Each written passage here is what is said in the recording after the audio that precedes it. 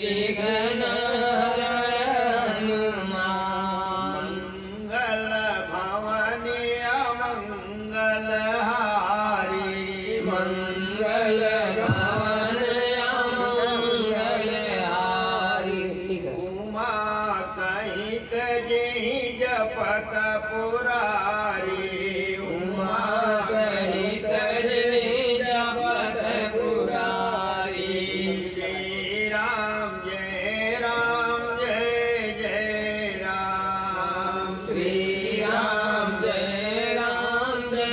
जय राम। श्री राम जय जय राम। श्री राम जय जय राम। बड़े भाग्य मानुष तन पावा बड़े भाग्य मानुष तन पावा। सुर दुर्लभ सत ग्रंथ निगावा सुर दुर्लभ सत ग्रंथ निगावा। साधन धाम मोक्ष कर द्वारा साधन धाम मोक्ष कर द्वारा। पाइन जेहि परलोक सवारा पाइन जेहि परलोक संवारा। श्री राम जय जय राम। श्री राम जय जय राम। देह धरे कर यह फल भाई देह धरे कर यह फल माई। देह धरे कर यह फल भाई देह धरे कर यह फल भाई। भजिया राम सब काम बिहाई भजिय राम सब काम बिहाई। श्री राम जय जय राम। श्री राम जय जय राम। श्री राम जय जय राम। श्री राम जय जय राम। सोई पावन सोई सुभग शरीरा सोई पावन सोई सुभग शरीरा। जो तन पाई भनिया रघुबीरा जो तन पाई भजय रघुवीरा। श्री राम जय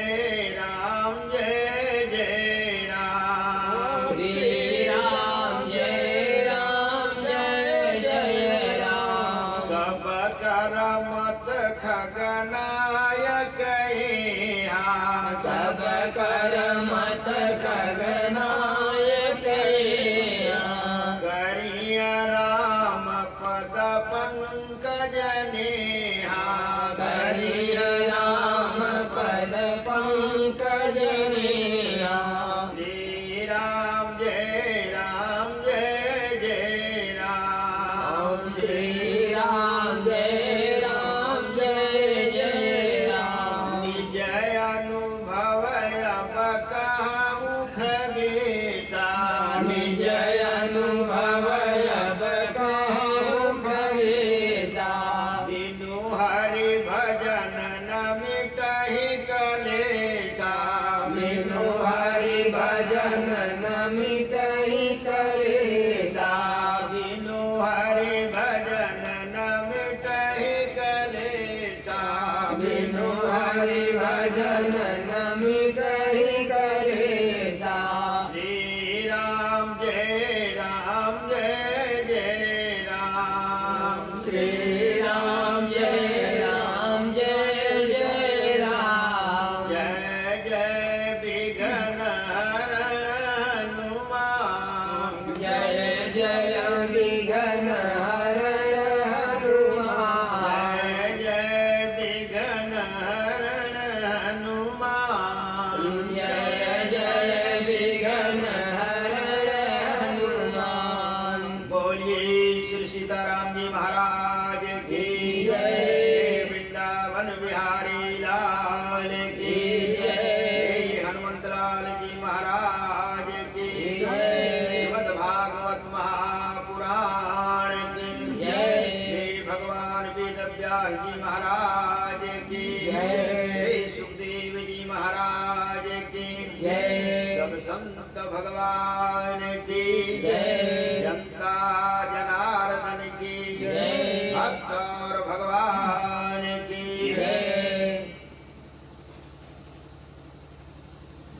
परम पूज्य श्री पंडित जी महाराज, मुदमंगल में संत समाज, भगवत अनुरागी भक्तगणों, माताओं एवं बहनों, श्रद्धालु बच्चों, अनंतानंद सर्वेश्वर अखिलेश्वर परमपिता परमेश्वर के महती कृपा के फलस्वरूप आपके ग्राम मुड़ेरी में श्री ओम प्रकाश शर्मा जी के घर पर बड़ा सुंदर श्रीमद् भागवत महापुराण का सप्तदिवसीय अनुष्ठान किया गया है, जिसमें हम सभी लोग श्रीमद् भागवत महापुराण के माध्यम से भगवत चर्चा कह सुन रहे हैं। जीवन का यही सबसे बड़ा लाभ है कि जो कुछ समय हमारा भगवान की चर्चा में, भगवान की कथा में व्यतीत हो जाए। वैसे तो जीवन सबका व्यतीत हो रहा है और जा ही रहा है। हमारे संतों ने कहा, वही घड़ी धन्य है, धन्य घड़ी जब मिल सत्संगा। वही घड़ी धन्य है, वही समय धन्य है जिस समय सत्संग सुनने को मिले, सज्जनों का संग मिले, संतों का संग मिले। संतों के संग से होता क्या है? कहा संत संग अपवर्ग कर, कामी भव कर पंथ। संतों का संग जो है वह अपवर्ग को दिलाने वाला है। अपवर्ग का मतलब, अपवर्ग कहते हैं उस पद को जो एक बार प्राप्त कर लिया तो दोबारा वह च्युत नहीं होता, मतलब नीचे नहीं जाता। गीता में भगवान कृष्ण ने अर्जुन को बताया, अर्जुन हमारा वह पद कैसा है? यद गत्वा न निवर्तन्ते तद धामम परमम मम। मेरा वह दिव्य धाम कैसा है? यद गत्वा न निवर्तन्ते, एक बार यदि जीव प्राप्त कर लिया तो उसका पुनरागमन नहीं होता, अर्थात वह पुनः संसार में नहीं आता, वह मुक्त हो जाता। तो कहा संतों का संग जो है उस अपवर्ग को दिलाने वाला है। कामी भव कर पंथ, और संसार का जो संग है वह भवसागर की ओर ले जाने वाला है। तो इसीलिए कहा हमारे जीवन में यदि संतों का संग मिले तो उसका लाभ हमें लेना चाहिए, क्योंकि ऐसा अवसर बार बार नहीं मिलता है।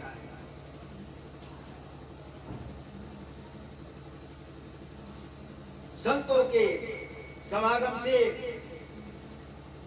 हमारा जीवन मंगलमय हो जाता है, क्योंकि संतों का स्वभाव है क्या? संत स्वभाव सहज खगराया, पर उपकार बचन मन काया। संतों का स्वभाव है परोपकार करना, दूसरे की भलाई करना, और कहा गया है कि भला कर भला होगा। यदि हम अपना भला चाहते हैं तो पहले दूसरे की भलाई करें। दूसरे का यदि हम भलाई करेंगे तो हमारा भला अपने आप हो जाएगा। तो संतों का स्वभाव है परहित लागी इनन के करनी।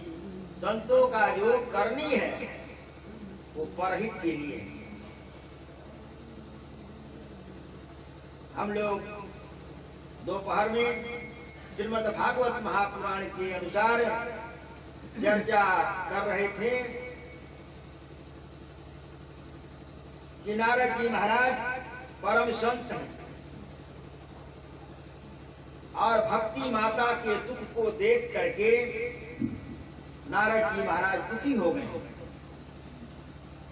क्योंकि जो सच्चे संत होते हैं वो दूसरे के दुख को देखकर दुखी होते हैं।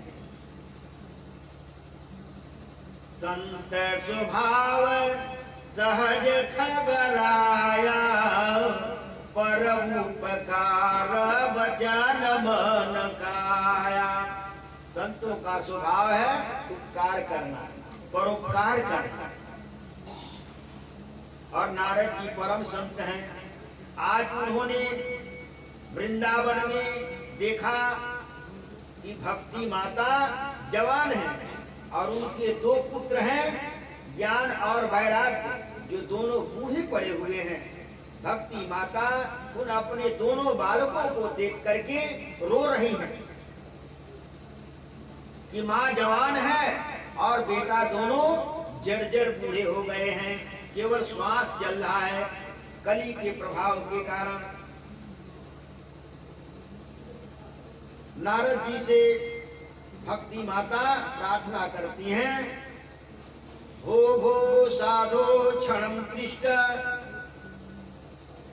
हे साधु महाराज, जरा रुकिए, मैं इस समय बहुत दुखी हूं, मेरे दुख को दूर कीजिए। हमने सुना है कि संतों का संग जो है वह मंगल करने वाला है। संत दरस निधि पातक टरई, संतों के दर्शन से पाप खत्म हो जाते हैं। महाराज, इसमें मैं बहुत दुखी हूँ, मेरे दुख को दूर करने का उपाय कीजिए। नारद जी महाराज को जब पता चलता है कि भक्ति माता अपने पुत्रों के दुख से दुखी है, तो उनके पुत्रों को पुनः जवान करने के लिए, जवान बनाने के लिए उन्होंने वेद की ऋचाएं सुनाते हैं, शास्त्रों को 6 शास्त्रों को सुनाते हैं। 6 शास्त्र 108 उपनिषद हैं, उपनिषदों को सुनाते हैं, 4 वेदों को सुनाते हैं, फिर भी ज्ञान वैराग रस से बस नहीं होते हैं। फिर उन्होंने महाभारत जैसे इतिहास को सुनाया, 17 पुराणों को सुनाया।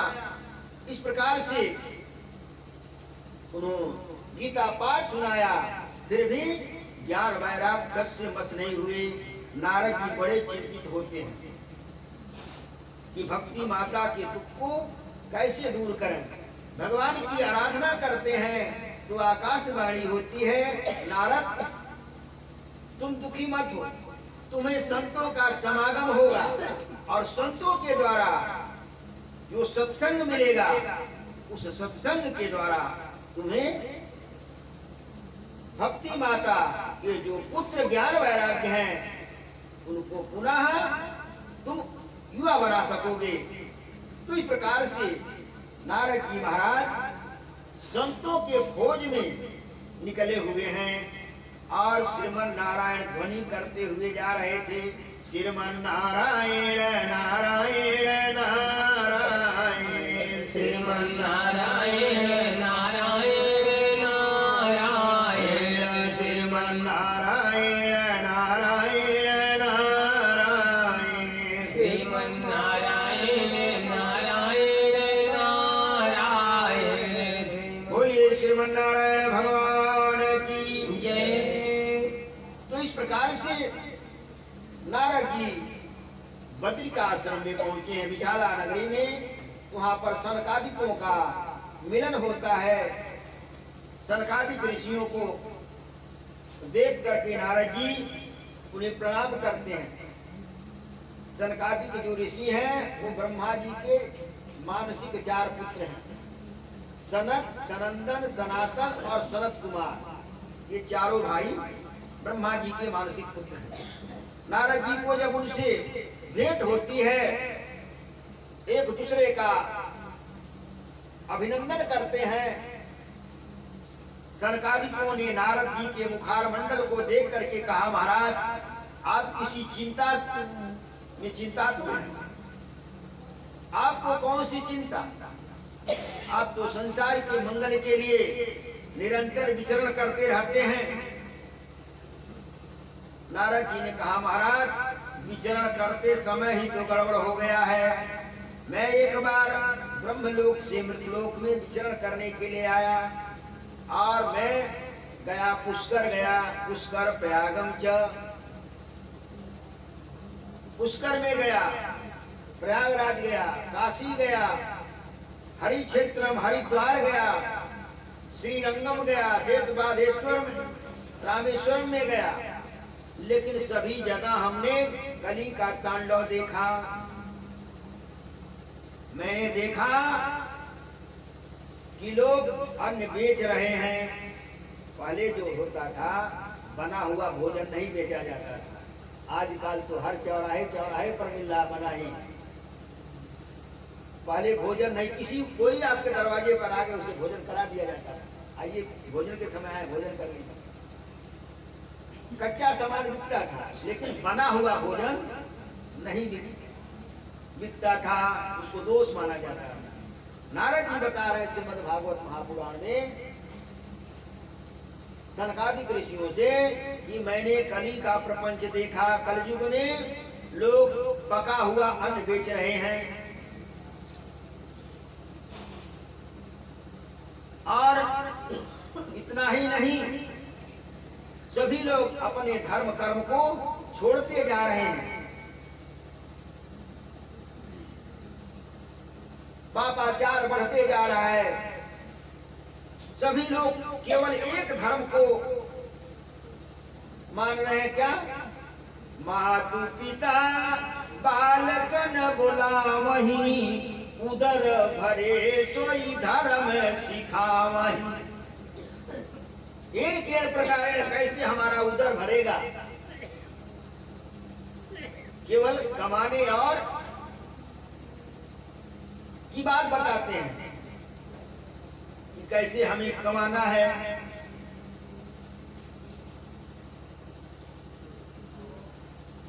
तो इस प्रकार से पाप पयो निधि जन्मन मीना, कलयुग के प्राणियों का मन जो है पाप की ओर अक्सर हो रहा है। और इस प्रकार से महाराज मैंने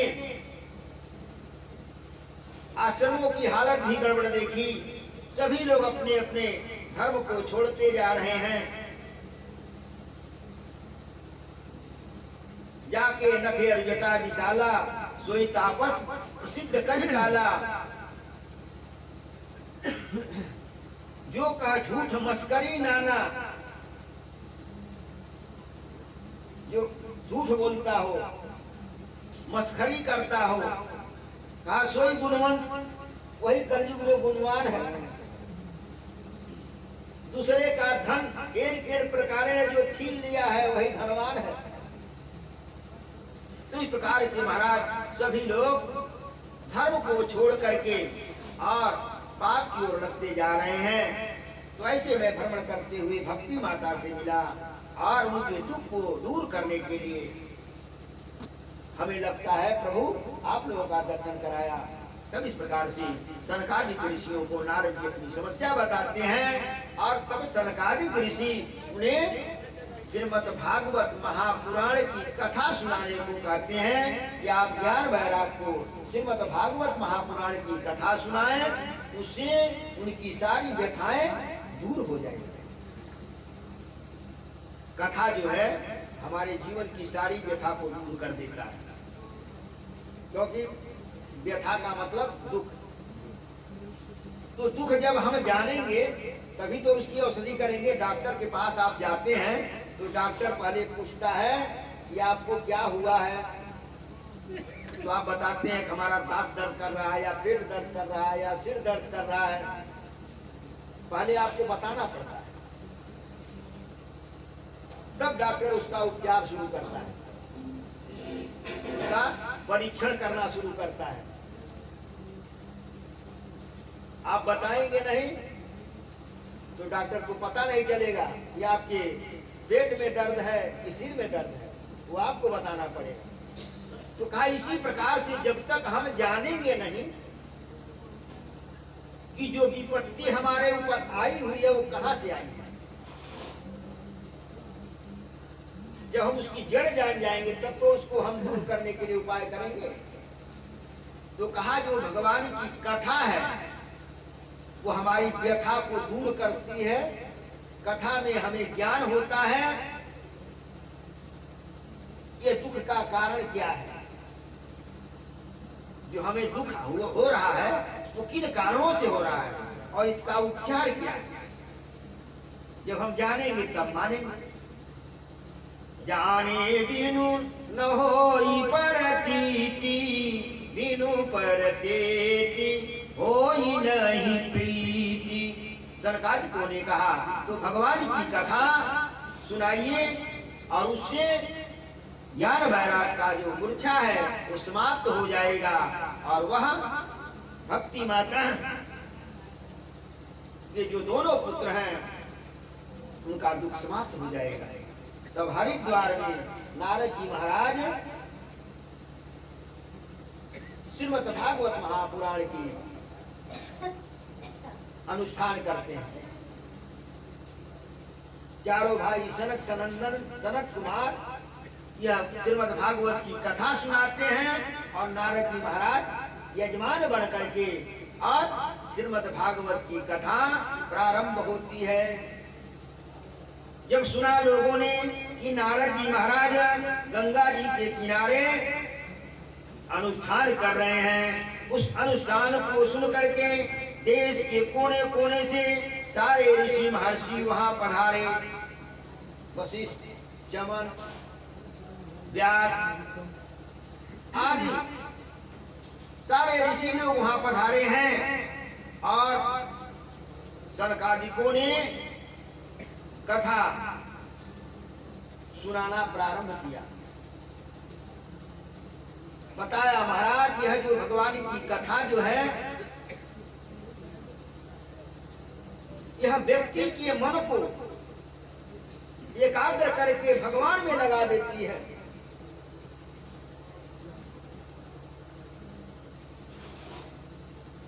सनकादिक ऋषियों ने नारद जी महाराज को एक उपाख्यान सुनाते हैं। कुमारः उवाच ये मानवाः पापकृतस्य सर्वदा सदा दुराचारं विमार्गः क्रोधाग्नि दग्धः कुटिलाश्च कामिनः सप्ताहेन यज्ञेन कलौ मुनन्ति ते। सनकादिकों ने कहा हे नारद इस कलिकाल में यदि मानव पापी से पापी क्यों न हो, यह श्रीमद् भागवत महापुराण के सप्ताह को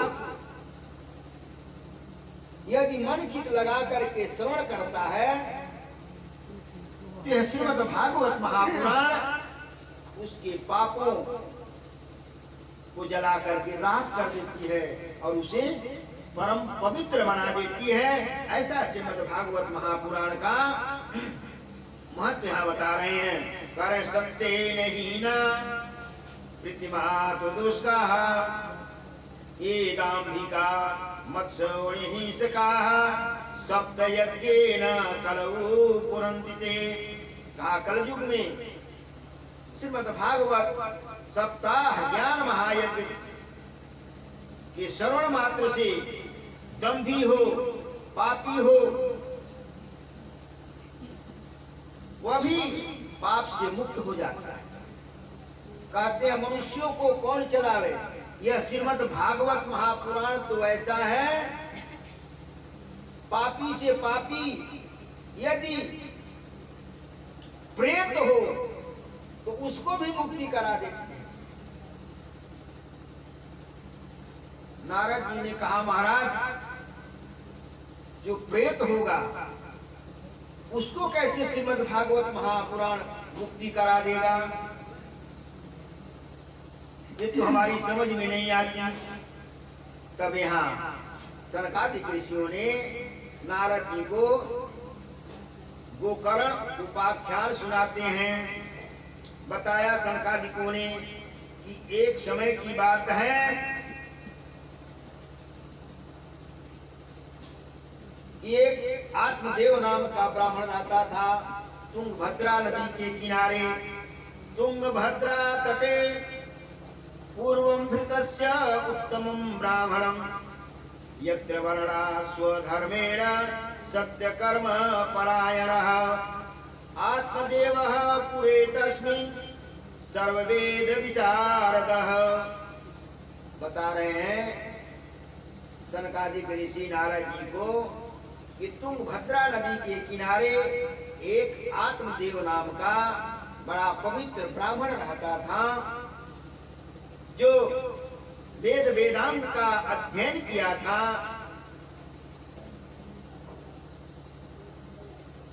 और सभी प्रकार से सुखी संपन्न था। लेकिन दैवयोग से उसकी जो पत्नी थी वो थोड़ा दुष्ट विचारधारा की थी। उसकी पत्नी का नाम था धुंधुली।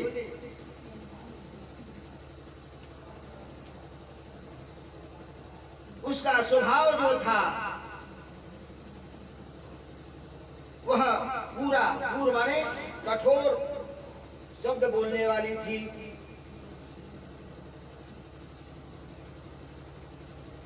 लोकवार्ता पुरा प्रास बहुजल टिका सुराज गृहे कृषे कृणाय कलह प्रिया।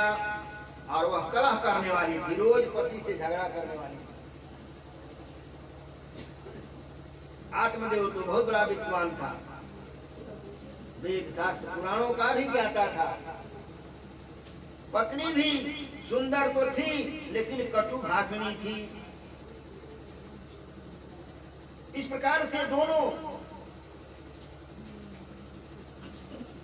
का समय बीतता रहा, लेकिन घर में कोई संतान नहीं हुआ। आत्मदेव संतान के लिए अनेक उपाय किया, लेकिन कोई संतान नहीं हुआ। कोई गाय भी खरीद करके ले आता, जब उसके घर आती गाय तो बंध्या हो जाती। कोई पेड़ लगाता तो पेड़ भी बंध्या निकल जाता, पेड़ में फल ही नहीं आता। इस प्रकार से आत्मदेव को बड़ी गलानी होने लगी कि पता नहीं मैंने कौन सा कर्म किया था जिसके कारण मेरे कोई संतान नहीं है और मुझे धिक्कार है। कहता है कि धनस्यार्थः धर्मार्गेण ताभ्यां नीताः न पुत्रो नापि वा पुत्री सतसीतुराभृशम्। कि मेरे घर न तो कोई पुत्र है और न तो पुत्री है, तो ऐसा घर धिक्कार है। इस घर में कोई संतान न हो तो वह घर भी उदास लगता है। मेरा तो जीवन ही सारा उदासी में जा रहा है। एकदा स्वदिनो दुःखदा गृहं त्यक्त्वा वनं गता। एक दिन उसे बहुत दुख हुआ। अरे नहीं था तो हमेशा दुख था ना, लेकिन यहाँ कर एकदा स्वदिनो दुःखदा, एक बार उसको बहुत दुख हुआ। जैसे रामायण में है ना, एक बार भूपति मन माही भई गलानी मोरे सुत नाही। दशरथ जी महाराज तो एक बार क्यों कहा गया? अरे संतान नहीं थी, उम्र भी शास्त्रों में तो कहा 60,000 वर्ष हो गए। आज की भाषा में कहना हो तो 60 वर्ष हो गए। 60 वर्ष का उम्र हो गया है और कोई संतान नहीं है, तो दुखी तो हमेशा थे, लेकिन एक बार शब्द कहा, इसका मतलब कोई विशेष घटना घटी है। एक बार भूपति भन माही भाई गलानी मोरे सूत नाही। विशेष गलानी क्या घटना घटी तो बताते हैं कि दशरथ जी महाराज यदा कदा स्वर्ग जाया करते थे। एक बार देवासुर संग्राम में दशरथ जी महाराज इंद्र का मदद किए थे, तब से इंद्र ने उन्हें अपना मित्र बना दिया। आगे होई के सुरपति लेई अर्घ सिंहासन आसन दे। इंद्र दशरथ जी का उठ करके स्वागत करता था और उन्हें अपने सिंहासन पर अर्ध सिंहासन आसन दी, अपने सिंहासन पर बैठाता था।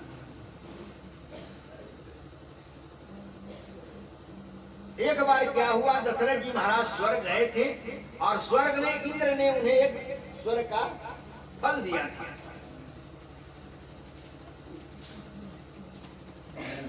जब चलने लगे वो फल वहीं छूट गया, भूल गए। जब रास्ते में आए तो याद आया कि देवेंद्र ने तो मुझे एक फल दिया था स्वर्ग के वृक्ष का, और मैं उसे सोचा कि ले चलूंगा, अपने रानियों को दूंगा, सबको बांट कर खाएंगे, और मैं तो वहीं भूल आया। तो फिर उन्होंने रथ लौटाया लेने के लिए। जब गए तो देखते क्या है, सारा स्वर्ग धोया जा रहा है। नौकरों से पूछा ये क्या हो रहा है? नौकरों को क्या पता कि यही दशरथ महाराज है। नौकरों से पूछा ये क्या हो रहा है, क्यों धोया जा रहा है? नौकरों ने कहा ऐसा है, एक मृतलोक से एक दशरथ नाम का राजा आया था और वह निसंतानी है, इसलिए स्वर्ग अशुद्ध हो गया, इसको धोया जा रहा है। दशरथ जी महाराज ने जब सुना कि हमारे संतान न होने के कारण इतना बड़ा हमारे में दोष है कि जहां हम बैठे वहां अशुद्ध हो गया, तो उनको बड़ी गलानी लगी, तो घर नहीं गए। एक बार भूपति मन माही, भई गलानी मोरे सुतनाही। मेरी संतान न होने के कारण इतना बड़ा हमारे में दोष है, इस दोष को कैसे मिटाया जाए? वो गुरु गृह गए तुरंत महिपाला, घर न जाकर के सीधे गुरु के घर जाते हैं वशिष्ठ जी महाराज। गुरु गृह गए तुरंत महिपाला, माथनाई करी विनय विशाला, निज दुख सुख सब गुरु ही सुनाए। गुरु जी के घर जाकर के और अपना सारा जो दुख और सुख था गुरु जी को निवेदन किया, सुनाया। गुरुदेव इस समय मैं हूँ, दुखी हूँ।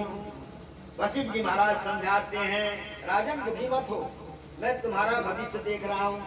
धरहूँ धीरे, धीरे धारण करो, समय आ रहा है।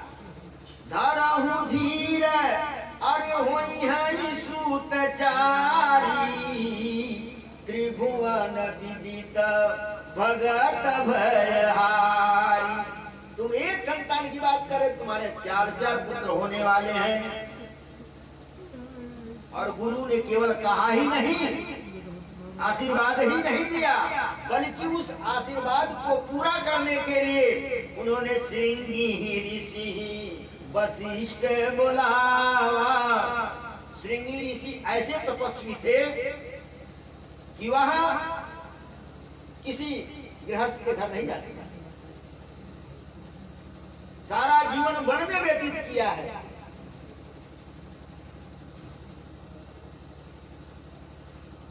तो वशिष्ठ जी ने बुलाया, ये चक्रवर्ती सम्राट के बुलाने पर ऋषि आएगा नहीं, तो स्वयं बुलाया।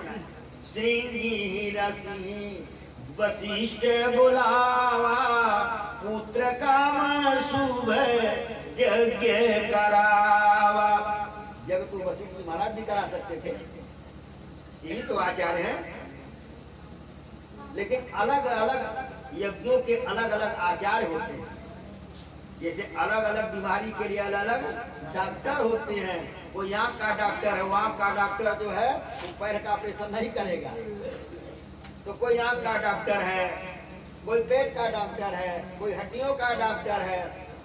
वो जो बीमारी है उसी डॉक्टर के पास हम जाएंगे तो हमारा निदान होगा।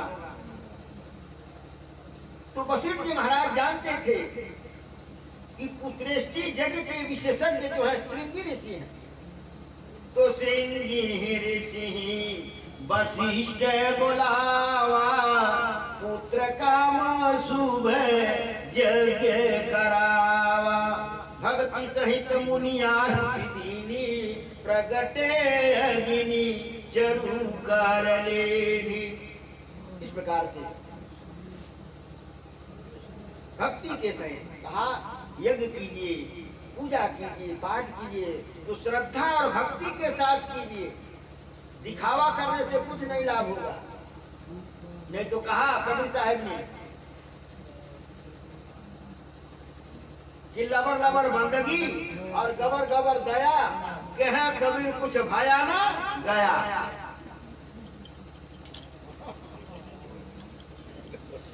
श्रद्धा और भक्ति के साथ जब करेंगे तब जाकर के उसका हमें फल मिलेगा।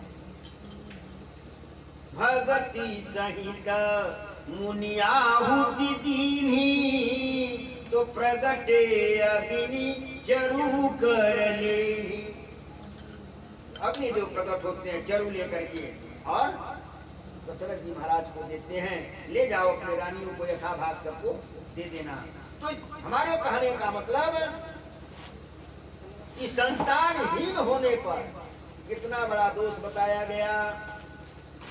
तो वही बात यहाँ श्रीमद् भागवत में बता रहे हैं। जैसे रामायण में कहा गया दशरथ जी एक बार भूपति मन माही भई गलानी मोरे सुतनाई, उसी प्रकार से यहाँ श्रीमद् भागवत महापुराण के महात्म्य में बताया जा रहा है कि जो आत्मदेव नाम का ब्राह्मण था उसे एक दिन बहुत गलानी हुई। एकदा स दिव्यो दुखदा गृहं त्याक्त्वा वनं गतः। एक दिन बहुत बड़ा दुख हुआ और उस दुख से दुखी होकर के घर छोड़ करके जंगल में चला गया। क्या दुख हुआ कि बेचारा गंगा स्नान करने जा रहा था। सुबह गंगा स्नान करने के लिए जा रहा था, उधर से कुछ लोग नहा करके आ रहे थे। लोगों ने आपस में कानाफूसी करने लगे, देखो देखो आज सवेरे सवेरे निसंतानी का मुख देखा है, पता नहीं कैसा दिन बीतेगा। जब आपस में लोग कानाफूसी कर रहे थे आत्मदेव सुन लिया। आत्मदेव ब्राह्मण ने सुना कि मेरे संतान न होने पर इतना बड़ा हमारे में दोष है कि सवेरे मुंह देखना लोग अपराध समझते हैं। बेचारे को बड़ा दुख लगा, क्योंकि कहते हैं यही लागी सबदिया का चोट का बरछी का भाला का नोक, शब्द मारा गिर पड़ा शब्द छुड़ाया राज, जिन जिन शब्द विवेक किया तिनके सुधरीगे काज। बेचारे को शब्द लग गया। तो एकदा स धीरो दुःखदः गृहं त्यक्त्वा वनं गतः। बहुत दुखी हुआ और घर छोड़ करके वन में चला गया। मध्याह्ने तृषितो यातंगाः सुपेतिवतः। बेचारा भूख प्यास से त्रसित है। वन में गया, वहाँ कुछ न खाने को मिला न कुछ पीने को मिला और वन में अब भूख और प्यास से व्याकुल होकर के जल की तलाश में घूम रहा है कि अब मैं नगर में नहीं जाऊंगा क्योंकि मेरा मुंह देखना लोग अपराध समझते हैं। तो इस प्रकार से भूख और प्यास से त्रसित होकर के जल की खोज में आगे बढ़ रहा था। आगे गया तो देखा उस जंगल में एक बड़ा सुंदर तालाब है और उसमें पानी भरा हुआ है, सुंदर सुंदर कमल उसमें खिले हुए हैं। पीत्वा जलम निष्णातु प्रजा दुखेन कर्षितः। बेचारा गया और पानी पिया और पानी पीने के बाद प्रजा दुखे, प्रजा हमारे पुत्र के दुख से बेचारा दुखी है, त्रसित है। सोच रहा है कि मैं क्या करूं कि जिससे हमें संतान की प्राप्ति हो। इसी दुख से पानी पी करके और वहां बैठकर सोच रहा था। उसी समय मुहूर्तादपि तत्रैव सन्यासी कशिदागतः। कहीं से एक सन्यासी, एक साधु बाबा आ गए जल लेने के लिए। अपना कमंडल लिए साधु बाबा उसी तालाब के पास पहुंचते हैं। तदैव सन्यासी कशिदागतः दृष्ट्वा पीतजलं तं तु विप्रो यति तत्मिकाः। आत्मदेव ब्राह्मण ने देखा कि एक साधु बाबा तालाब में जल पी रहे हैं। जब वह जल पी करके और चलने के लिए तैयार होते हैं, अब वह आत्मदेव दौड़ पड़ा और जाकर के उनके चरणों में गिर पड़ा। दृष्ट्वा पिबत जलम तु विप्रो यथास्ति अग्निकम तत्वात् पादयोस्य निश्वास संस्थितः पुरः। वह ब्राह्मण देवता दौड़ करके उस साधु बाबा के चरणों में निपट गया, दोनों हाथ से उनके पैर को पकड़ लिया और रोने लगा, बिलखने लगा। यति महात्मा ने कहा, अरे भाई तुम कौन हो और क्यों रो रहे हो, क्या तुम्हें दुख है? कथम रोदसी विप्रहत्वं का चिंता बलियसी। ये ब्राह्मण देवता तुम क्यों रो रहा है? तुम्हें कौन सी ऐसी चिंता सता रही है कि जिसके कारण तुम इतना दुखी हो? वदतुम सत्वरम मह्यम स्वस्य दुखस्य कारणम। तुम्हारे दुख का क्या कारण है, उसे मुझे बताओ। तुम इतने दुखी क्यों हो, तुम क्यों इतना रो रहा है? तब ब्राह्मण देवता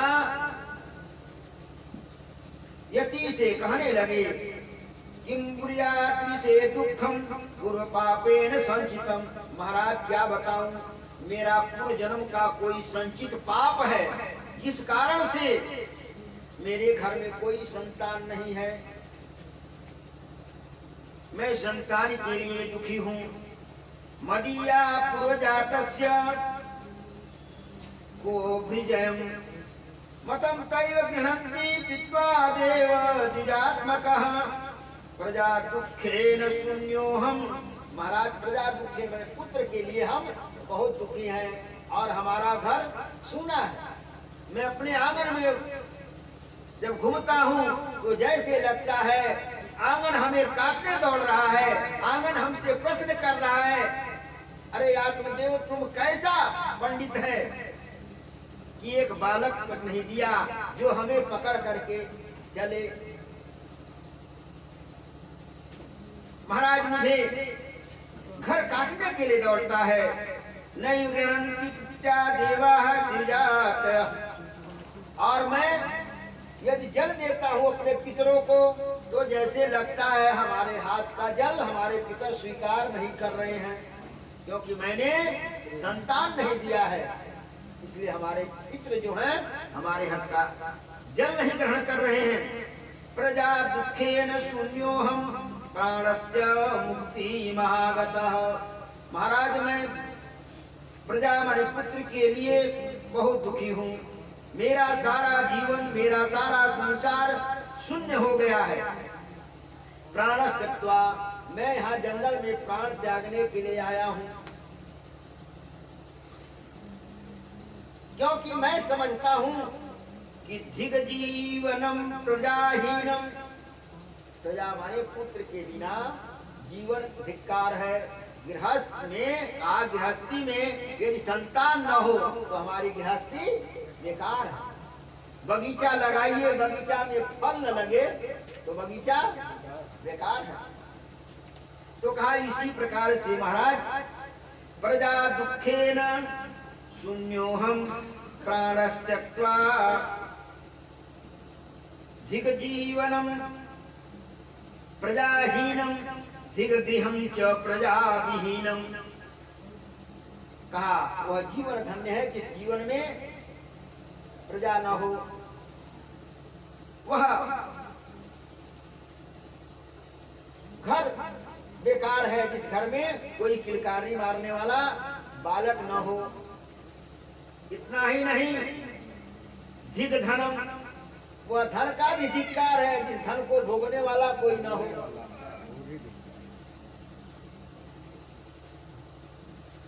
धिग कुलम संतति बिना, और उस कुल को भी धिक्कार है जिस कुल में कोई बालक न हो। तो इस प्रकार से यह आत्मदेव अपना रो रो करके और अपनी आत्मा कथा सुना रहे हैं साधु बाबा को और कहते हैं महाराज मैं बहुत दुखी हूँ, आप महात्मा हो, आप कृपा करके हमें संतान की प्राप्ति का उपाय बताओ या संतान प्राप्त कराओ, और जब तक आप नहीं उपाय करोगे तब तक मैं आपका पैर छोड़ने वाला नहीं हूँ।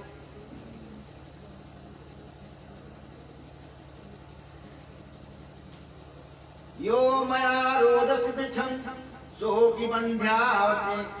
आत्मदेव बता रहे महाराज, मैं जो वृक्षारोपण, मैं जो वृक्ष लगाता हूँ वो भी बंध्या हो जाता है। यत् फलं मदगृहार्जं तत् शीघ्रं विनश्यति। मैं जो गाय लाता हूँ वो हमारे घर आकर के बाँझ हो जाती है। जो फल मैं बाजार से खरीद करके ले आता हूँ, घर में रखता हूँ, दूसरे दूसरे कीड़े पड़ जाते हैं। इसलिए महाराज इत्युक्त्वा स्वरुदसी दुखिता पीड़िता, इसलिए मैं बहुत बड़ा दुखी हूँ, बहुत बड़ा पीड़ित हूँ। आप महात्मा हैं, आप कृपा करके हमें संतान प्राप्ति का उपाय बताइए, संतान प्राप्ति कराइए। साधु बाबा ने आत्मदेव ब्राह्मण को कहते हैं, हे ब्राह्मण देव,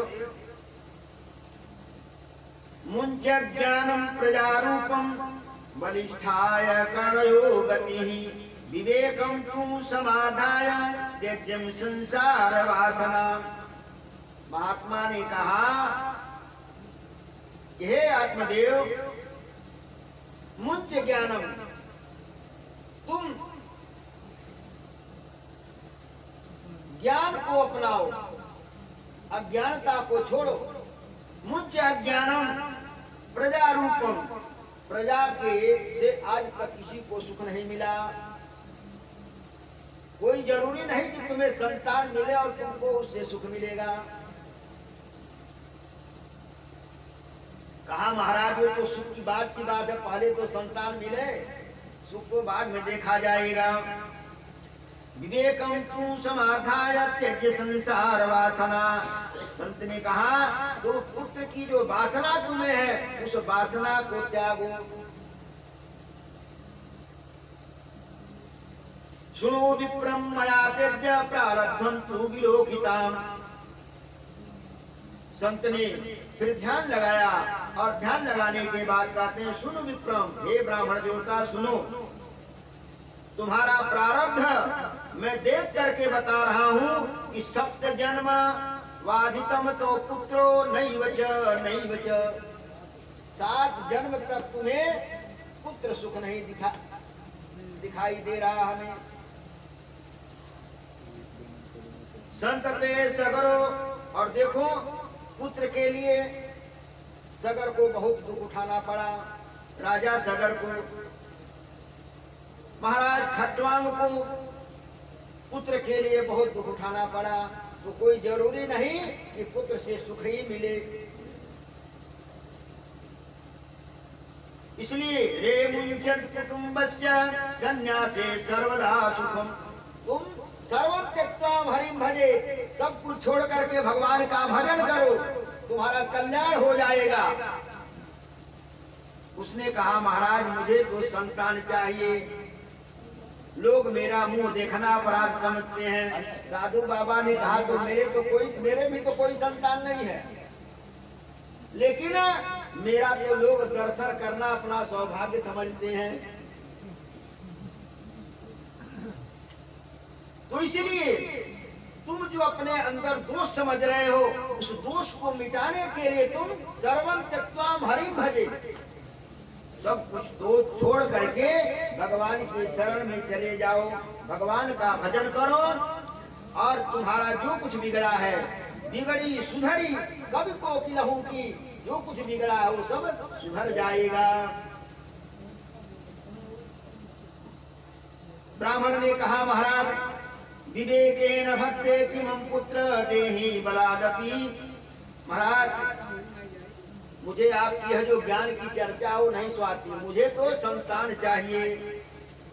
पुत्रादि सुखहीनो संन्यासम सुख एव च। पुत्र से विहीन जो जीवन है वह शुष्क है। गृहस्थ सरसो लोके पुत्र पौत्रादि समन्विते इति विग्रहं खट्वहं प्राप्तं सपो चित्रकेतु खटं विलोक्यनार्थं याति सुखं पाद्यं विदेत्वं। सन्यासी ने कहा देखो राजा चित्रकेतु ने संतान के लिए बहुत दुख उठाया और अंगिरा ऋषि के आशीर्वाद से उसे संतान की प्राप्ति हुई, लेकिन उसके भाग्य में जब संतान सुख नहीं था तो उसे कुछ नहीं मिला। संतान होने पर भी उसे दुख ही मिला। इसलिए तुम संतान की आशा छोड़ दो और भगवान की शरण लो। आत्मदेव ने कहा महाराज मुझे संतान चाहिए और यदि आप संतान नहीं देंगे तो आपके सामने हम अपना प्राण त्याग करूंगा और आपको हत्या लगेगी। महात्मा ने कहा अरे भाई क्यों मर रहे हो, भगवान का भजन करो तुम्हारा कल्याण हो जाएगा। लेकिन जब नहीं माना, ये कहीं रट लगाया था कि मुझे संतान चाहिए संतान चाहिए। महात्मा ने कहा तो ठीक है, लो मैं तुम्हें एक फल देता हूं। एक अपने झोले से फल निकाला और उसको अभिमंत्रित किया प्रभु का ध्यान करते हुए उस फल को लेकर के, और कहा इदं भक्ष्य पत्न्या त्वं ततः पुत्रो भविष्यति। यह मैं जो फल दे रहा हूँ ले जाओ अपनी पत्नी को दे देना और वह खा लेगी तो उसको एक बहुत सुंदर पुत्र होगा। लेकिन उसके लिए तुम्हारी पत्नी को कुछ करना पड़ेगा। आत्मदेव ने कहा क्या करना होगा? संत ने बताया कि सत्यम शौचम दया दानेन भक्तुम तु भोजनम। एक टाइम भोजन करेगी, सत्य बोलेगी, शौच माने पवित्रता से रहेगी और सब पर दया करेगी और कुछ दान पुण्य किया करेगी।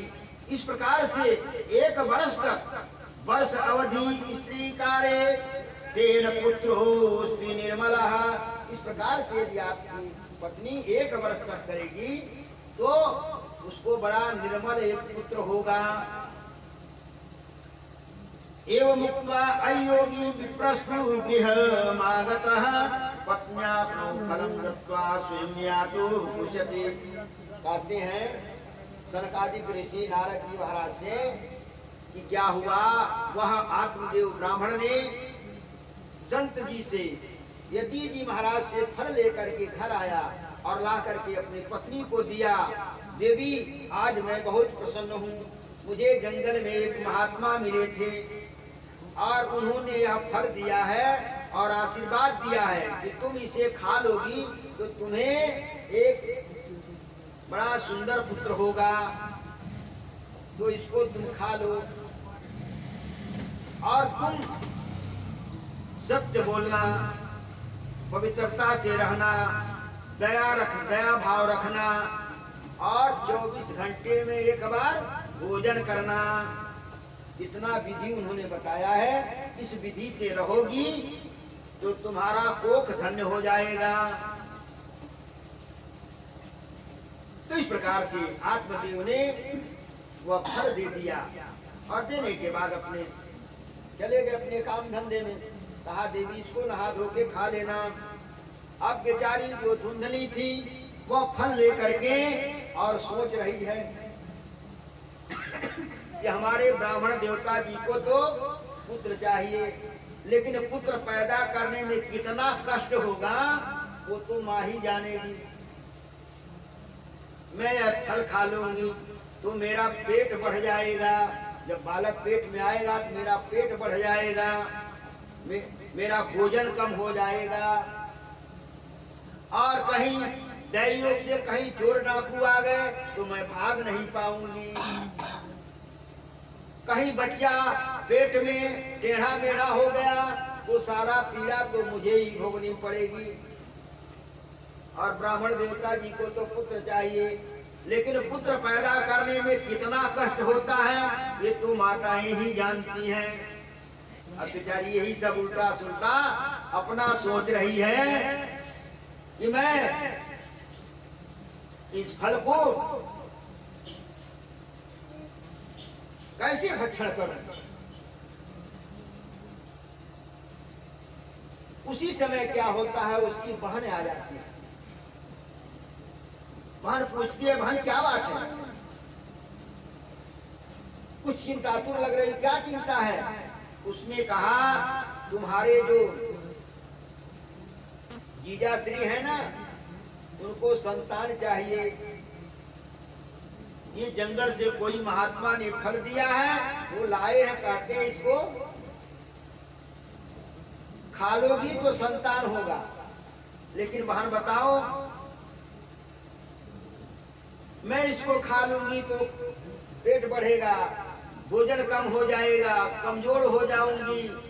इस प्रकार से अपना सारा जो उसके मन में था बताई।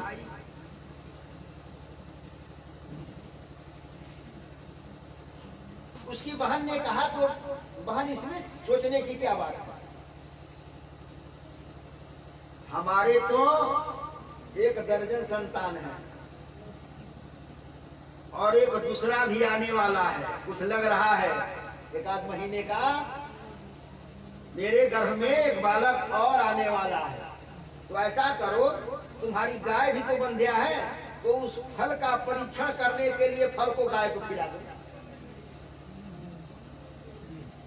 और तुम ऐसे ही अपना नाटक करो कि हाँ बुझाला पेट में हमारे बालक है, इस प्रकार से तुम अपना नाटक रचो, और हमारे जब बालक होगा तो हम तुम्हें दे देंगे, और हमारे पंडित जी को तुम धन दे देना, क्योंकि हमारे पास संतान तो है लेकिन धन नहीं है, और तुम्हारे पास अपार धन है, संतान नहीं है, तो तुम्हारा भी काम बन जाएगा, हमारा भी काम बन जाएगा। जब बच्चा होने का समय होगा तो तुम मुझे बुलवा लेना, मैं आ जाऊंगा, और तुम्हारे बच्चे को, अपना बच्चा तुम्हें दे दूंगी, और तुम्हारे बच्चे का लालन पालन भी कर दूंगी। कहा बहन ये तो ठीक बताया।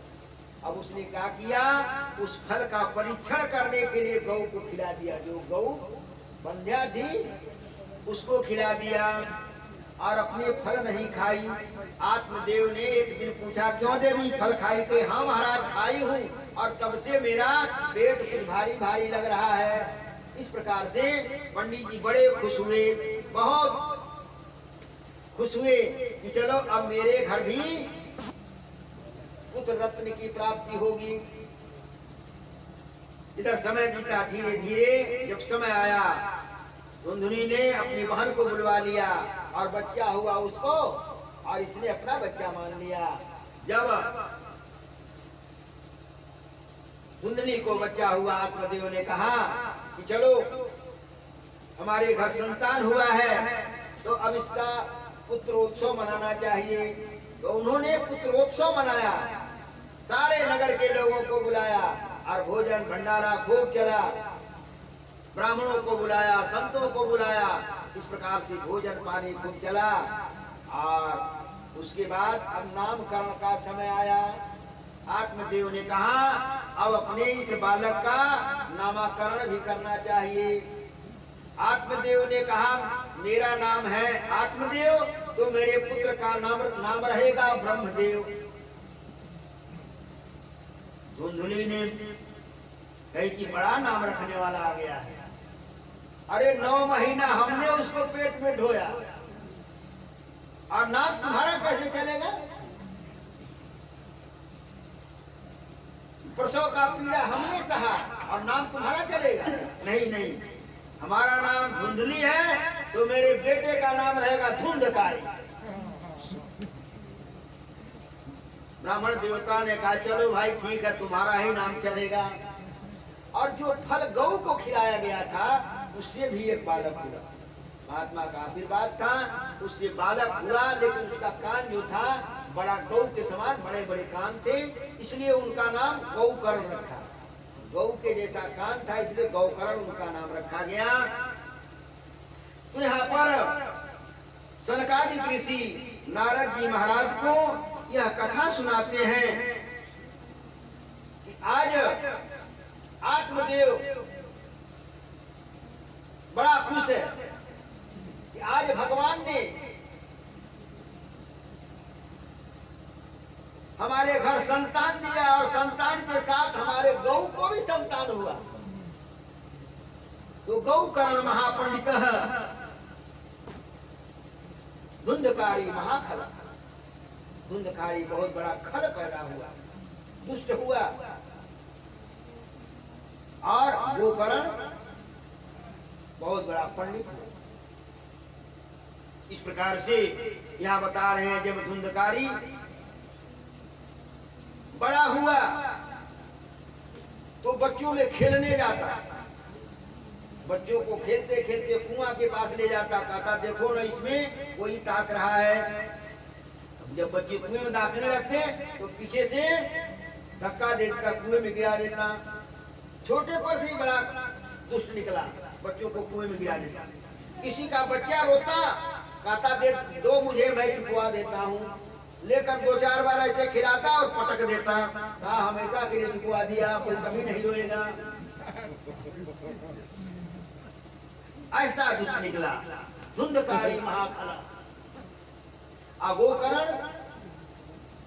बहुत बड़ा पंडित निकला, गुरुकुल में गया पढ़ने के लिए। धुंधकारी को भेजे, यह धुंधकारी को गुरुकुल में जाकर के उद्यम मचाने लगा। आचार्यों ने गुरुकुल से इसे निकासित कर दिया। हारे वो पिता पढ़ाई नहीं पढ़ा और गोकर्ण बहुत बड़ा पंडित निकला। अब यह धुंधकारी जैसे जैसे बड़ा होने लगा वैसे वैसे उसकी दुष्टता बढ़ने लगी। ब्राह्मण का पुत्र होते हुए भी यह चोरी करने लगा, जुआ खेलने लगा, मदिरा पीने लगा, भक्षा भक्षी खाने लगा। ब्राह्मण देवता का जो धन था वो धीरे धीरे सब समाप्त होने लगा, जुआ में हार गया। एक दिन पिताजी से कहा, पिताजी मुझे कुछ धन चाहिए जुआ खेलने के लिए। पिताजी ने कहा, बेटा जब से तुम पैदा हुए सारा धन धीरे धीरे समाप्त हो गया, अब मेरे पास धन नहीं है। धुंधकारी ने कहा कि आप पैसा गाड़ करके रखे हो, मुझे देना नहीं चाहते हो। उन्होंने कहा, बेटा मेरे पास है ही नहीं तो दूं कहां से।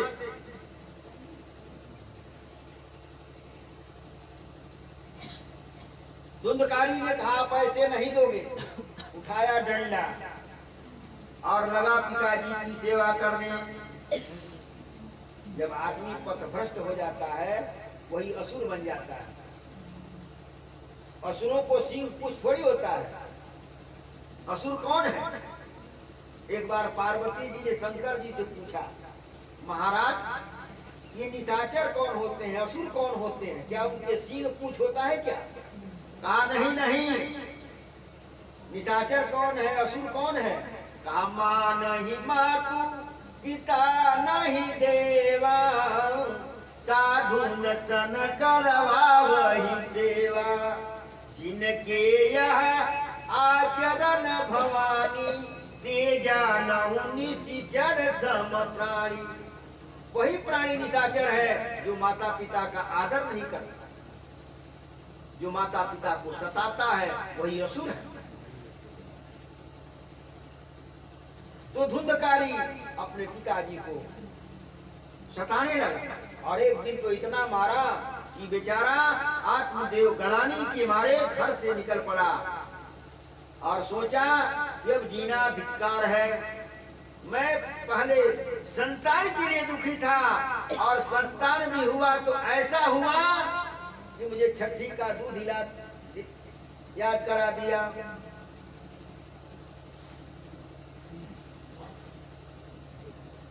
बेचारा दुखी होकर के और घर से निकल पड़ा, चल करके जंगल में, और बिना खाए पिए अपने शरीर का परित्याग कर दूंगा। इस प्रकार से आत्मदेव गया। उधर जा रहा था तो रास्ते में गोकर्ण महाराज से भेंट हुई। गोकर्ण जी ने देखा पिताजी जा रहे हैं, बेचारा जा करके पिताजी के चरणों में प्रणाम किया, और प्रणाम करने के बाद पूछा, पिताजी आप इतने दुखी क्यों हो रहे हो? न ज्ञातुं तदहस्यतु केनापि विधेयोगात् गोकर्णं तं सुखं दृष्ट्वा गोकर्णं नाम चाकरेत। किं कालेन तौ जातौ तरुणौ तन्यानुभवौ गोकर्णः पंडितो ज्ञानी धुंधकारी महाखलः। पंडित जी ने कहा, गोकर्ण क्या बताऊं, तुम्हारा भाई जो धुंधकारी है वो महान खल हो गया है, बहुत बड़ा दुष्ट हो गया है, और आज उसने मुझे मारा है, और वह तो चोरी भी करता है और हिंसा भी करता है। हिंसकः शाश्वतधारी और शस्त्र धारण करता है। दीनाधना प्रतीकम चांडालधी नित्यम पार्श हस्ते सस्व संगात। और इतना ही नहीं, चांडाल जैसे आचरण करता है।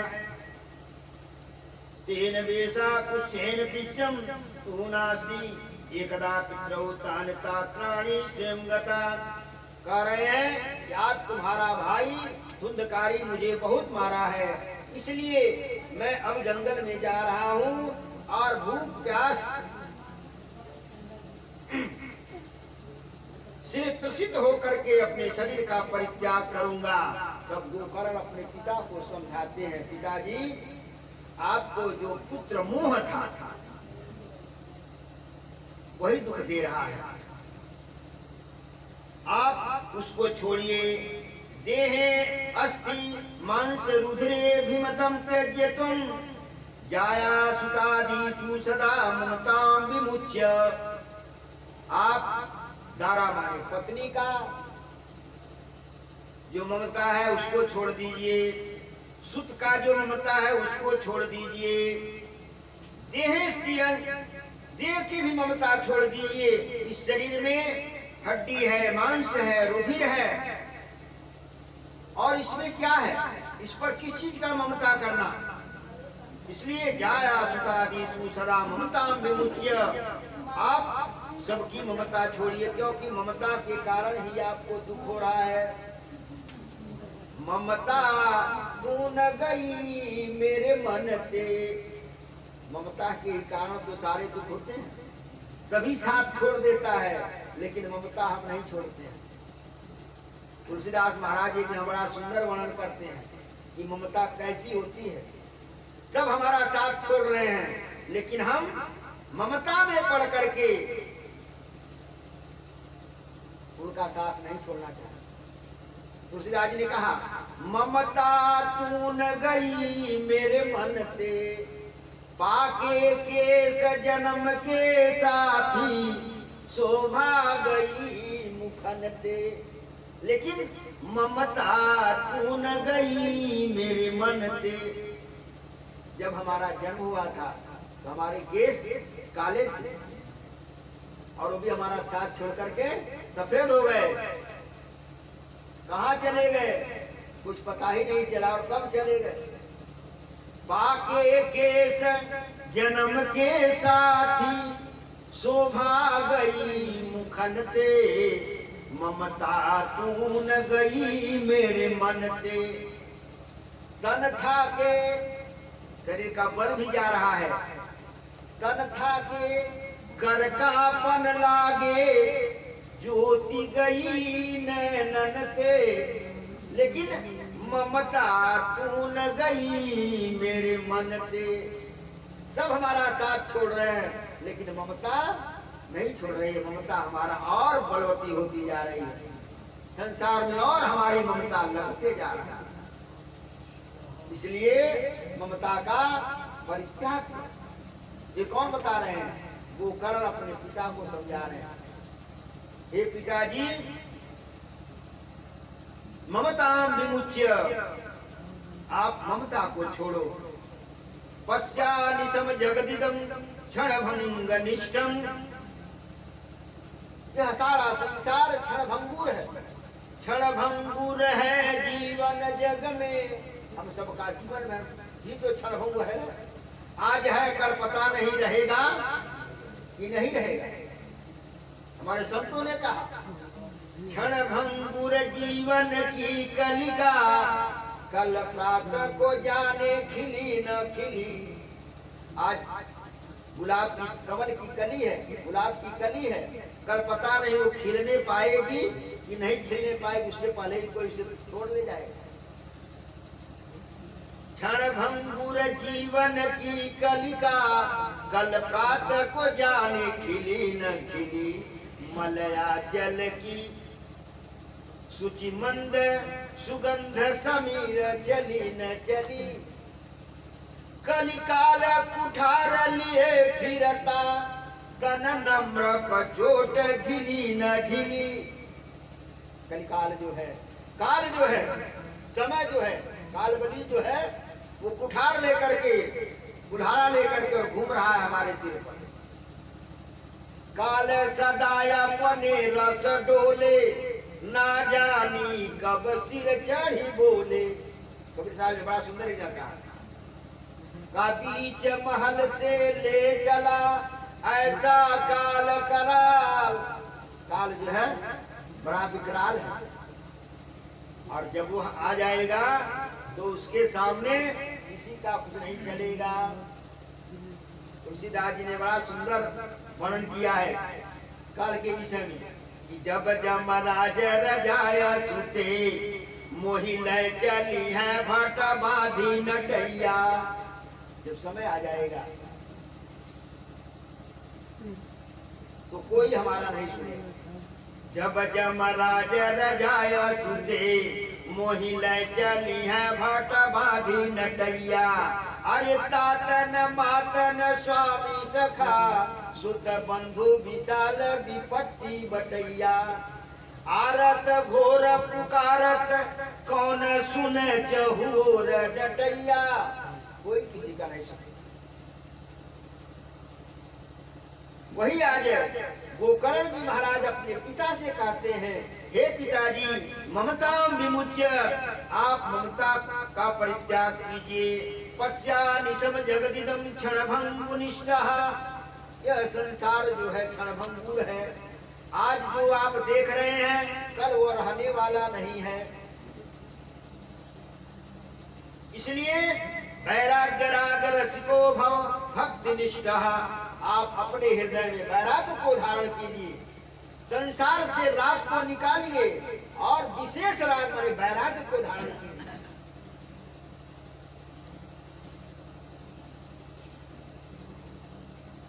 भव भक्ति निष्ठा, और भक्ति में निष्ठ हो जाएगा। तो इस प्रकार से कह रहे हैं, धर्मा भजस्वत्तम त्यज्य लोक धर्मान। आप लोक धर्मों को छोड़ करके और भगवत भजन को अपनाइए, भगवत धर्म को अपनाइए। लोक धर्म का परित्याग करके भगवत धर्म को अपनाइए, तभी जाकर के आपका कल्याण होगा। धर्मं भजस्व सततम त्यज्य लोक धर्मान, सेवस्य साधुरुं विचाप्य अन्यत्र दोष गुण चिंता मासु मुक्ता है। आप गुण और दोषों को देखना छोड़ दो, क्योंकि जहाँ गुण होता है उसी के अगल बगल दोष भी रहता है। अरे दिन के बाद रात होती है और रात के बाद प्रकाश होता है। तो कहने का मतलब आप गुण और दोष को देखना छोड़ दीजिए। कौन क्या कर रहा है? वो जो कर रहा वो भोगेगा। हम अब अपना संभालें कि हमारा कल्याण कैसे होगा। इसलिए कह रहे हैं वैराग्य राग रस को भव। आप हृदय में वैराग को धारण कीजिए, क्योंकि जीवन का कोई ठिकाना नहीं है। आज है कल रहेगा कि नहीं रहेगा। हमारे संतों ने कहा क्षण भंगुर जीवन है जग में, क्षण भंगुर जीवन है जग में। हमारा जीवन क्षण भंगुर है।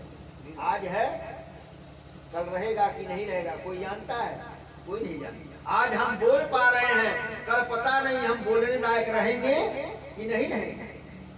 इसीलिए कहा गया कि क्षण भंगुर जीवन है जग में, मन मंजुल पुण्य कमाते चलो। पाप कर्मों को छोड़ो और पुण्य कर्म को करो।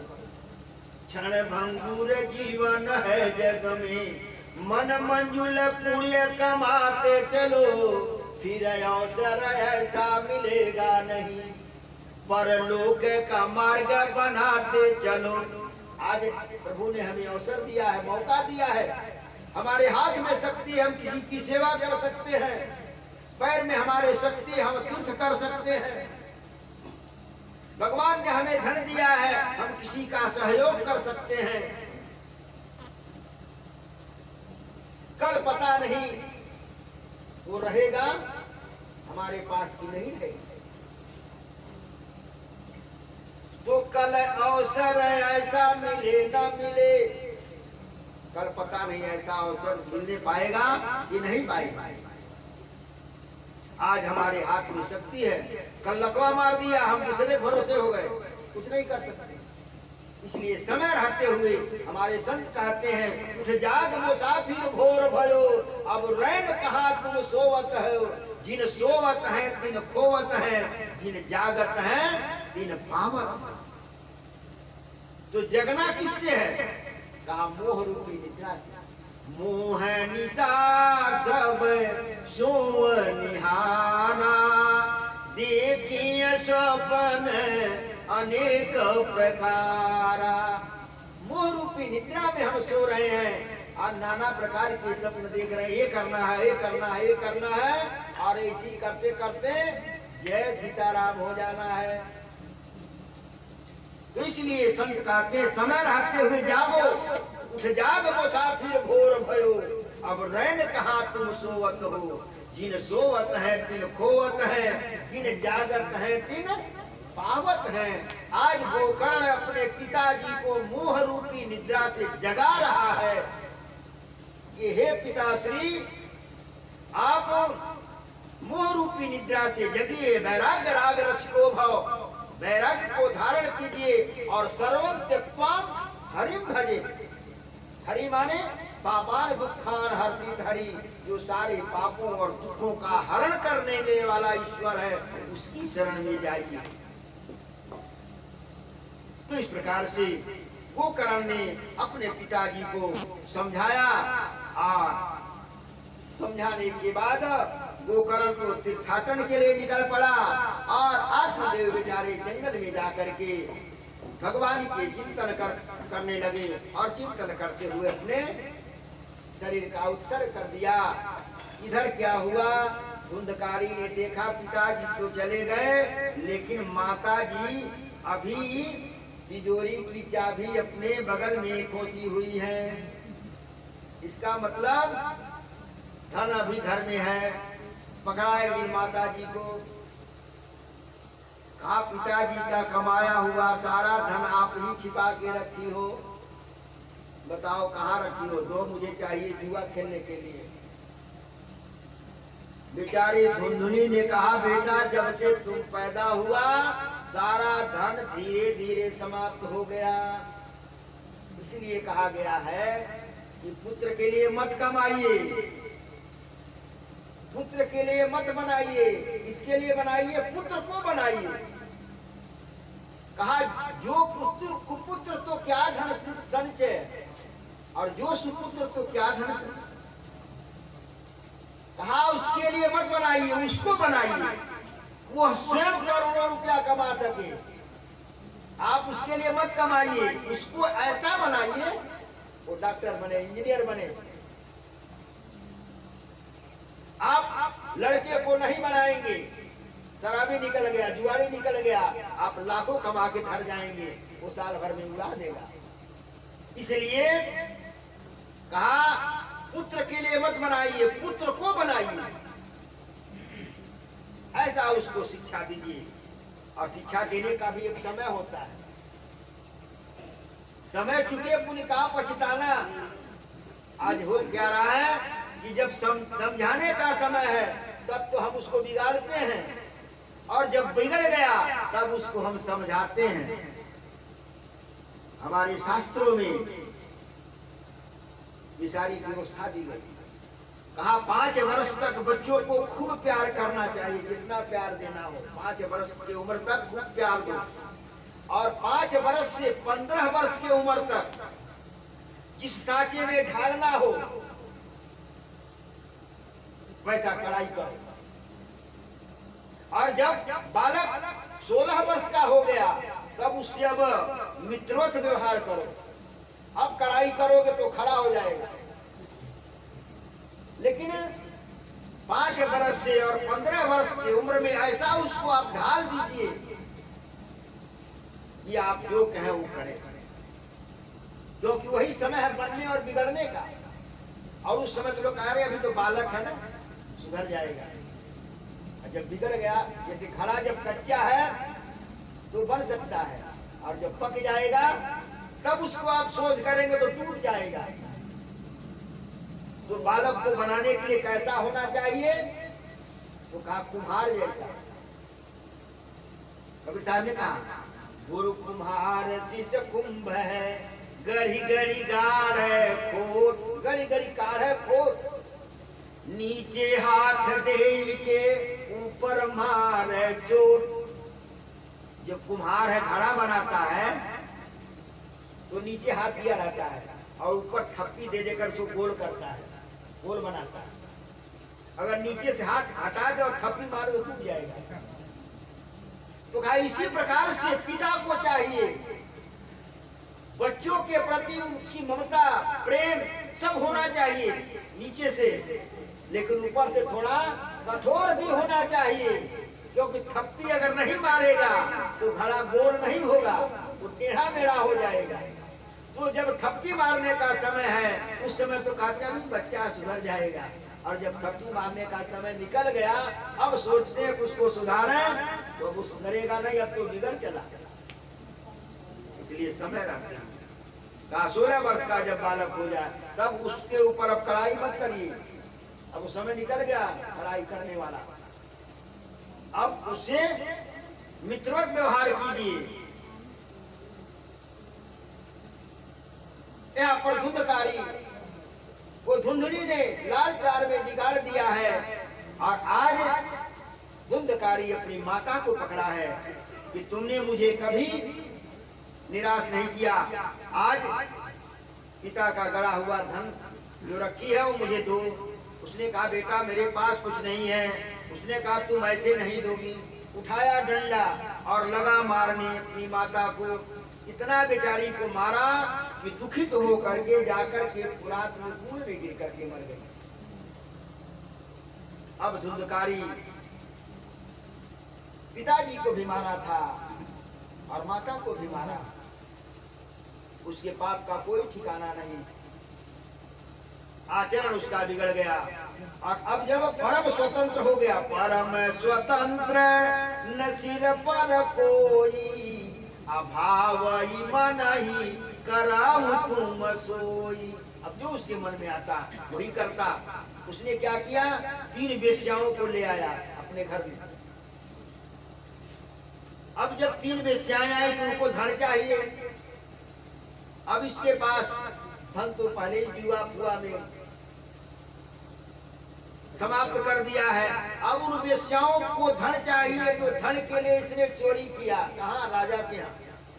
जब राजा के यहाँ चोरी किया, बहुत सारा धन ले आया और लाकर के देवियों को दिया। लो अब ये बहुत दिन तक चलेगा। इधर जब उन तीनों वेश्याओं ने देखा अरे इतने धन तो लाया है राजा के यहाँ चोरी करके, कहीं राजा को पता चल गया तो ये तो मारा ही जाएगा और इसके साथ साथ हम लोग भी मारी जाएंगी। अरे गेहूं के साथ घून पिसाएगा ही। तो ऐसा करें कि हम लोग तीनों इस धन को लेकर के फरार हो जाएं। एक ने कहा अरे फरार हो जाएगी, हम लोग को मार डालेगा। तो तीसरी ने कहा ऐसा करें क्यों ना हम तीनों मिलकर कोई इसी को मार डालते हैं, न रहेगा बांस न बजेगी बंसी।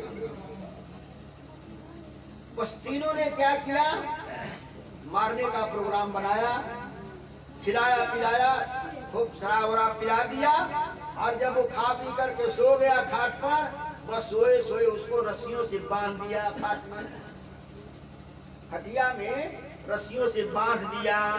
वो तो नशा में था, उसी में बांध दिया और बांधने के बाद उसके गले में रस्सी डालकर तीनों लगी खींचने। लेकिन अब वो शरीर से हिष्ट पुष्ट था, इनके खींचने पर उसको कोई असर नहीं पड़ा, मरा नहीं। अब उन वेश्याओं ने सोचा अगर यह बच गया तो हम लोगों को जीवित नहीं छोड़ेगा। तो जब गला रस्सियों से बांध कर खींचने पर नहीं मरा तो क्या किया उन सबों ने, कंडा लाया, गोईठा जिसका बोलते हैं, कंडा गोईठा लाया और ला करके उसके ऊपर उसके सिर पर रख करके गांठ करके और उसी में आग लगा दिया।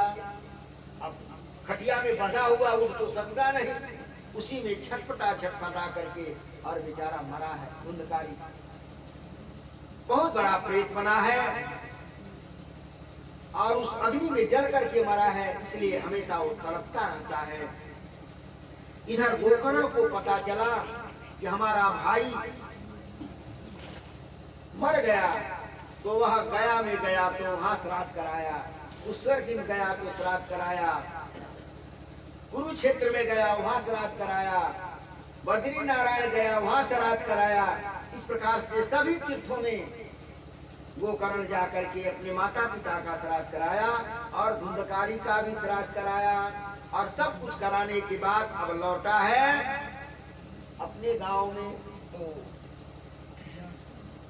अब जब अपने नगर में आया तो सोचा चले अपने घर पर ही रात्रि व्यतीत करेंगे। घर पर जब गया तो देखा वहां सब घास फूस जम गया था, सब साफ सफाई किया और आंगन में खाट बिछा करके जब सोया तो रात में क्या हुआ, वह धुंधकारी जो था भयंकर प्रेत बन करके, कभी भैंसा बन करके आता, कभी किसी रूप में, कभी चिल्लाता कभी रोता, इस प्रकार से अब चिल्लाने लगा। गोकर्ण ने देखा ये तो कोई पापी जीव है।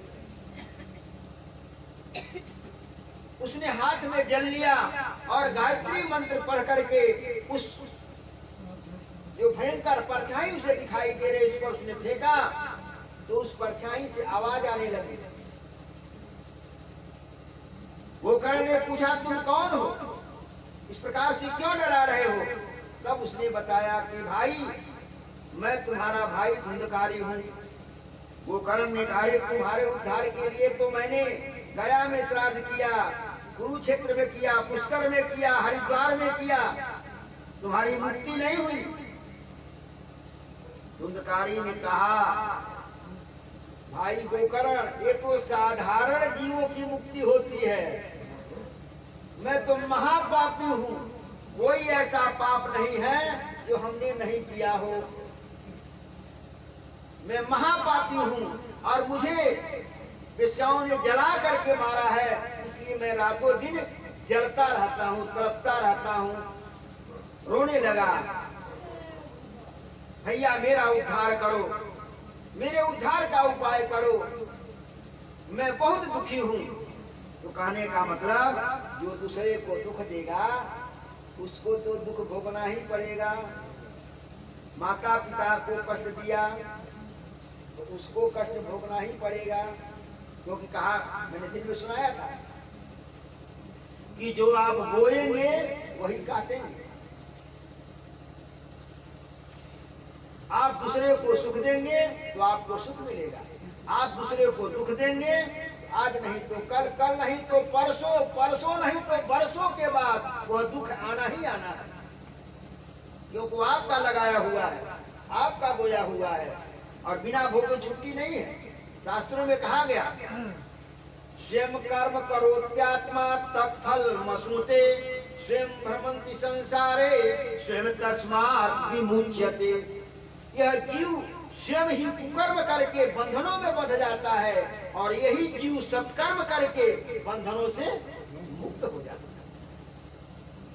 गीता में भी भगवान कृष्ण ने अर्जुन से कहा, अर्जुन अवश्यमेव भोक्तव्यम, अवश्य कहा, अवश्यमेव भोक्तव्यम कृतम कर्म शुभाशुभम ना मुक्तम क्षीते कर्म कल्पकोटि सतैर।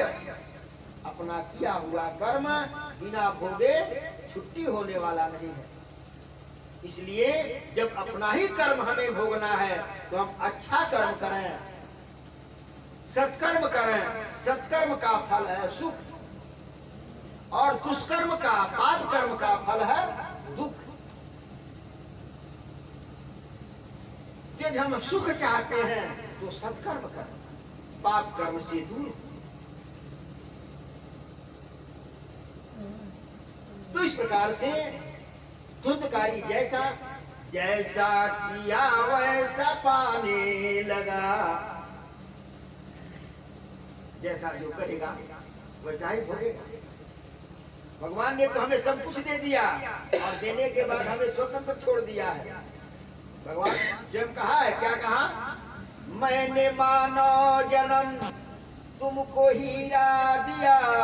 हीरा जैसा निर्मल मानव शरीर भगवान ने दिया और हम उसको कचरे में डाल दे रहे हैं या उसमें कचरा भर दे रहे हैं, तो किसका दोष है, परमात्मा का कि हमारा? हमारा दोष। भगवान तो हमें निर्मल मानव शरीर दिया। मैंने मानव जन्म तुमको हीरा दिया, तुम वृथा ही गवाया, तो मैं क्या करूं। वेद शास्त्रों में सब कुछ बता ही दिया, फिर भी न मानो तो मैं क्या करूं। भगवान ने वेद शास्त्रों में सब कुछ बताया कि हमें कैसे जीना है मानव शरीर, लेकिन हम मनमाना कर रहे हैं। तो मनमाना करेंगे तो उसका नतीजा हमें ही भोगने के लिए तैयार रहना चाहिए। स्वयं कर्म करो त्यात्मा तत्फल मश्नुते, स्वयं भ्रमन्ति संसारे स्वयं तस्मात् विमुच्य। तो जैसा धुंधकारी ने दुष्कर्म किया था उसका भोग उसके सामने आया है, अब तड़प रहा है, बिलख रहा है। तो इस प्रकार से धुंधकारी महाखल है। गोकर्ण ने कहा, भाई तुम्हारे लिए मैंने अनेक सत्कर्म किया, तुम्हारा उद्धार नहीं हुआ। कहा, मैं साधारण पापी नहीं हूँ, इन पिंड दान उनसे तो साधारण पापियों का उद्धार होता, मैं तो महापापी हूँ। कोई ऐसा पाप नहीं जो हमने न किया। इसलिए गोकर्ण भाई मैं बहुत दुखी हूँ, मेरे दुख का निदान करो, मेरा दुख दूर करो। गोकर्ण ने कहा, अच्छा ठीक है, मैं उपाय ढूंढता हूँ तुम्हारे कल्याण के लिए, तुम शांत हो। इस प्रकार से गोकर्ण शांत करते हैं और फिर सुबह जब होता है तो गांव के सभी विद्वत जनों को, वृद्ध जनों को बुलाते हैं, विद्वानों को बुलाते हैं और सारा वृत्तांत बताते हैं। इस प्रकार से हमारा भाई धुंधकारी भयंकर प्रेत बन गया है, उसका कैसे उद्धार हो, आप सब उपाय बतावें। गांव के सभी विद्वत जन वहां बैठे हुए हैं और गोकर्ण पूछ रहे हैं। सबने कहा, भाई हम सब में तो तुम ही विद्वान हो, तुम ही श्रेष्ठ हो, हम सबसे ज्ञान तो तुम्हें है, तुम्हें जब कोई उपाय नहीं सूझ रहा है तो हम क्या बतावें। गोकर्ण ने कहा, मैंने तो जहां तक मेरे समझ में था मैंने उसे गीता पाठ सुनाया, मैंने उसके लिए श्राद्ध किया, उसके लिए दान किया, लेकिन उसका उससे असर नहीं हुआ, तो कौन ऐसा साधन है जिसके करने से प्रेत योनि से भी जीव मुक्त हो जाए। जब इस प्रकार से गोकर्ण ने सबसे पूछा, जब कोई नहीं उपाय बताया, तो गोकर्ण जो थे भगवान सूर्य नारायण के भक्त थे। उन्होंने सूर्य भगवान की आराधना की और सूर्य नारायण भगवान से प्रार्थना की, प्रभु आप ही मुझे ज्ञान दें कि मैं अपने भाई धुंधकारी के उद्धार के लिए कौन सा ऐसा सत्कर्म करें जिससे उसका प्रेत योनि छूट जाए और वह मुक्ति को प्राप्त हो। तब सूर्य नारायण भगवान ने आकाशवाणी की।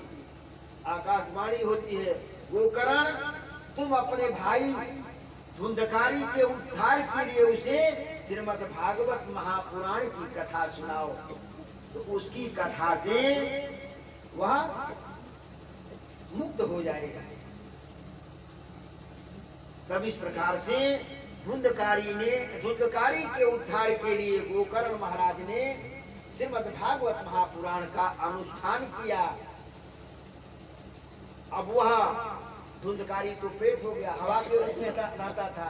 एक जगह वो रहे, हवा जैसे यहाँ रहती नहीं, अभी यहाँ थोड़े देर वहां चली गई, हमेशा बाती रहती है। इसी प्रकार से वह प्रेत योनि में था, वो भी हमेशा चलता रहता, एक जगह रह नहीं सकता था। तो उसको एक जगह रखने के लिए एक 7 कोड़ का बांस गाड़ा गया, जो यहाँ भी देखिए गाड़ा गया है। तो उस बांस में छेद बना दिया गया और उसमें उसको जगह दिया गया, उसको अभिमंत्रित करके, और उसमें जगह स्थान दिया गया कि तुम यहाँ तिष्ठ, यहाँ तुम बैठो और यहाँ बैठ करके कथा सुनो। तो उस बांस के कोड़ में छिद्र बनाकर उसमें उसको जगह दिया गया और कथा गोकर्ण जी महाराज सुनाना शुरू किए। तो इस प्रकार से जब 7 दिन की कथा हुई, श्रीमद् भागवत महापुराण 7 दिवस, इसका विधान है 7 दिन सुनना चाहिए, सप्ताह उसको बोलते हैं, सप्ताह ज्ञान, अथवा एक पक्ष माने 15 दिन तक सुनना चाहिए। एक पक्ष 15 दिन का होता है, साप्ताहिक हो या पाक्षिक हो या मासिक हो या वार्षिक हो। 7 दिन में सुनिए या 15 दिन में सुनिए या 1 महीना में सुनिए या 1 साल में सुनिए, इस प्रकार से इसका विधान है। तो उन्होंने सप्ताह सुनाया, सप्ताह 7 दिन। 1 दिन की कथा हुई, एक कोड़ फटा और उसमें से धुंधकारी निकल करके दूसरे छिद्र में चला गया, दूसरे कोड़ में जाकर बैठा। दूसरे दिन की कथा हुई, वह कोड़ फटा, तीसरे में चला गया। इस प्रकार से 7 दिन में वह बांस का 7वां कोड़ फट गया और अंत में सबके देखते देखते वहां विमान आया और उस विमान पर धुंधकारी बैठ करके और गोकर्ण से हाथ जोड़ करके और गोकर्ण की प्रार्थना करता है, भैया आप तुम्हारे कृपा से मैं प्रेत योनि को छोड़ करके दिव्य शरीर धारण करके भगवान के लोक जा रहा हूँ। प्रेत योनि का परित्याग किया। श्याम गात विशाल भुज चारी, आस्तुति करत नयना भरी बारी। भगवान के जैसा श्याम वर्ण हो गया है। भगवान का स्वरूप कैसा है? का नील सरोरुह नील मणि, नील नील धर श्याम, लाजहि तन शोभा निरखी, कोटि कोटि सत काम। भगवान का स्वरूप नीले आकाश के जैसा है, श्याम वर्ण उनका। तो धुंधकारी भी प्रेत योनि का परित्याग करके श्याम वर्ण हो गया है, 4 भुजाएं उसकी हो गई हैं और हाथ जोड़ करके भाई को प्रणाम करता है। श्याम गात विशाल भुज चारी, आस्तुति करत नयना भरी बारी। नेत्रों में जल भर करके और इस प्रकार से स्तुति करते हुए भगवान के दिव्य धाम जाने लगा। गोकर्ण ने, जो भगवान के दूत आए थे धुंधकारी को ले जाने के लिए, उन दूतों से पूछा, अरे भाई हमने कथा सुनाया, इतने लोग सुने,